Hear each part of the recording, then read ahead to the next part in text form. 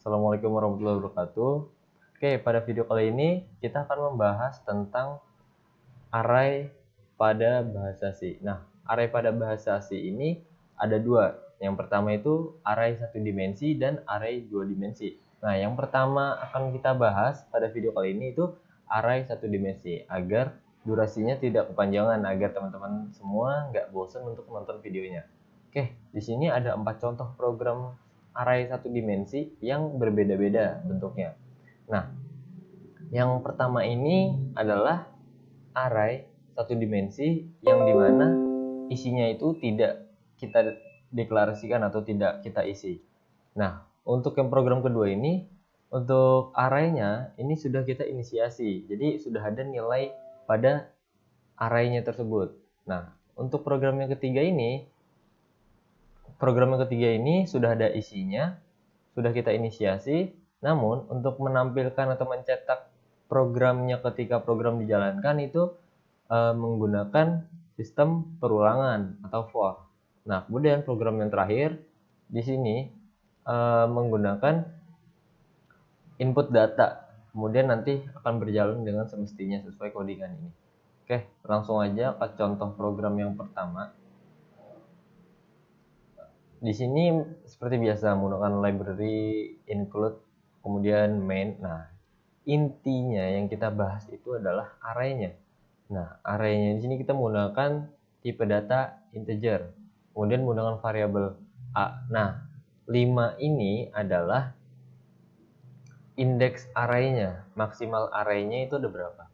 Kemudian ini untuk menampilkan atau mencetak program array untuk dijalankan nantinya atau di run nantinya. Nah, kemudian ada return 0, mengembalikan nilai seperti semula atau nilai default. Oke, kita jalankan. Nah, ini hasilnya. Hasilnya random. Nah, kenapa random? Karena pada isi arraynya ini kita tidak menginisiasikannya.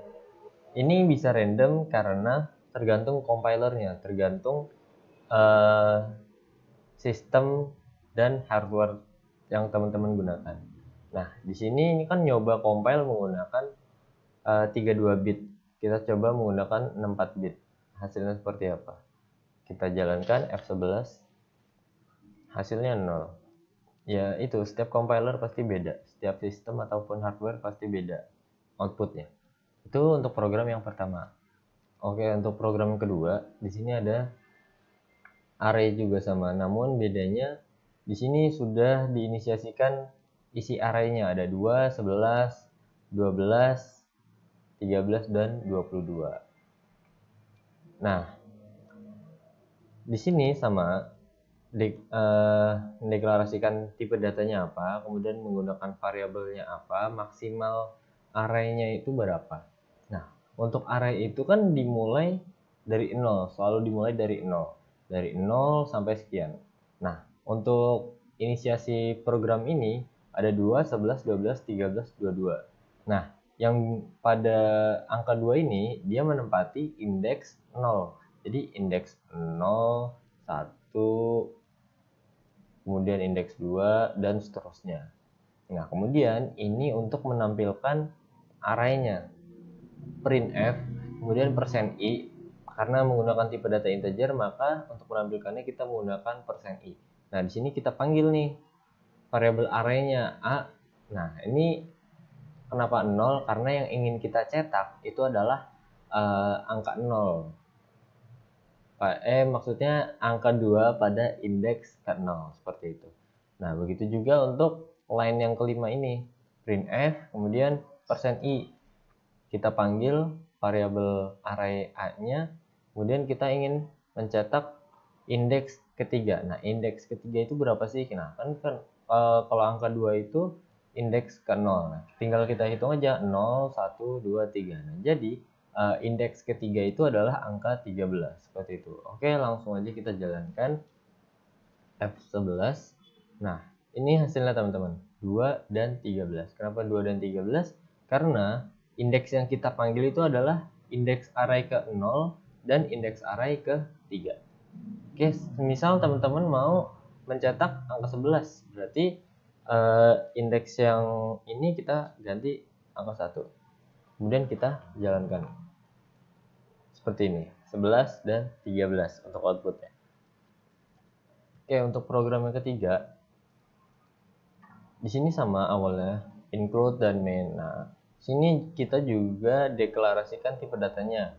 Kemudian maksimal arraynya itu berapa, indeksnya berapa. Kemudian di sini kita inisiasikan isi datanya. Nah, di sini saya sekarang itu pakai 3, 5, 7, 9, dan 11. Nah, kemudian setelah ini kita deklarasikan tipe data i untuk melakukan perulangannya. Seperti itu. Nah, di sini kita masuk ke perulangan for, yang dimana untuk menampilkan secara otomatis pada arraynya ini, untuk menampilkan arraynya. Nah, kemudian di sini for i sama dengan 0. Jadi nilai i ini adalah 0 pertamanya. Kemudian i kurang dari 5. Kalau kurang dari 5, maka i-nya ini akan bertambah 1 sampai jumlah maksimalnya. Sampai jumlah yang kita tentukan ini. Nah, kemudian kalau sudah mencapai jumlah maksimalnya, maka akan printf. Nah, printf persen 4i. Maksud 4i ini untuk mencetak 4 digit integer. Seperti itu. Kemudian a, variabel a, di sini kita menggunakan i karena kita menggunakan perulangan seperti itu. Kalau untuk teman-teman yang bingung, kita coba pakai pen aja ya. Nah, ini kan perulangannya ya. Kita buat dulu. Ketipisan. Menggunakan tebal. Duh, maaf teman-teman, belok-belok seperti itu. Oke, di sini itu adalah i. Nah, di sini adalah i, kemudian di sini itu adalah variabel arraynya a, kan kita menggunakan variabel a tadi ya. Kemudian di sini itu ininya, indeksnya gitu loh. Misal ini kan i, kita i juga lah seperti itu. Nah, di sini kan tadi nilai defaultnya itu adalah 0. Nah, di sini 0, maka pada variabel indeks arraynya itu 0 juga.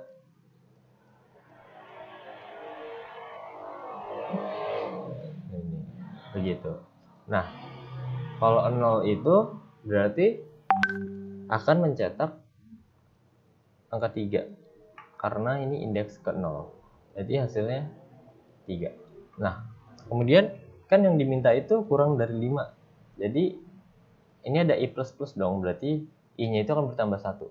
Jadi 0 tambah 1 maka hasilnya 1. Nah, kemudian di sini variabel array a, kemudian ini berubah menjadi angka 1. Nah, pada indeks ke 1 ini berarti adalah angka 5. Angka 5. Nah, begitupun juga seterusnya. Semisal 5, semisal sampai 5 ya. Kemudian di sini salah teman-teman. Nah, di sini a 5. Maka ini akan di stop, maka nggak akan muncul. Jadi ini. Jadi yang hanya muncul ini adalah 4. 4. Nah, di sini A4 juga. Nah, pada indeks keempat ini berapa sih? 0, 1, 2, 3, 4. Jadi hasilnya adalah 11. Seperti itu. Oke, kita langsung jalankan aja programnya. Nah, seperti ini teman-teman. Menggunakan perulangan. Ketika 3 sudah selesai dicetak, maka akan berlanjut ke perhitungan selanjutnya. Jadi untuk menghasilkan 5, 7, 9, dan 11 seperti itu. Itu contoh program array satu dimensi yang ketiga dengan cara mencetak menggunakan perulangan. Nah, di sini program array sama seperti yang sebelumnya, namun ini menggunakan input data. Jadi input data itu terserah kita mau berapa. Langsung aja kita coba. Untuk logikanya itu kurang lebih sama kayak yang sebelumnya ya. Cuma yang membedakan adalah input datanya. Masukkan jumlah data yang kita inginkan. Itu misal 5. Data kesatunya adalah 1, 3, 5, 7, 9. Nah, seperti itu. Nah, jadi program array yang ini adalah untuk menampilkan data urutan dari yang terbesar. Seperti itu. Dari yang terbesar, kemudian yang terkecil. Ini array satu dimensi.